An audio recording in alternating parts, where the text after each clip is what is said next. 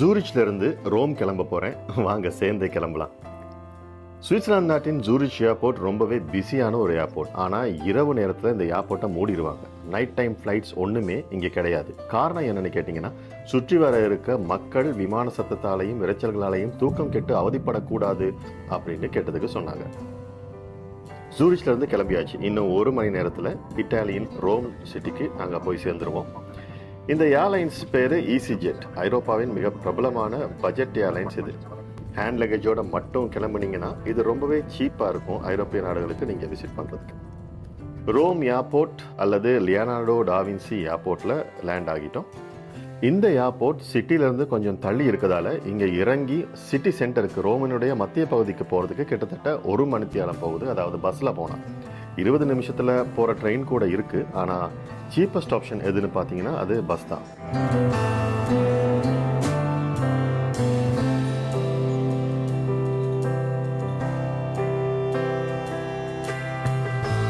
Rome நகரம் அதனுடைய வரலாற்றுக்கும் பழமைக்கும் பேர் போன ஒரு நகரம்னு உங்கள் எல்லாருக்கும் தெரியும்.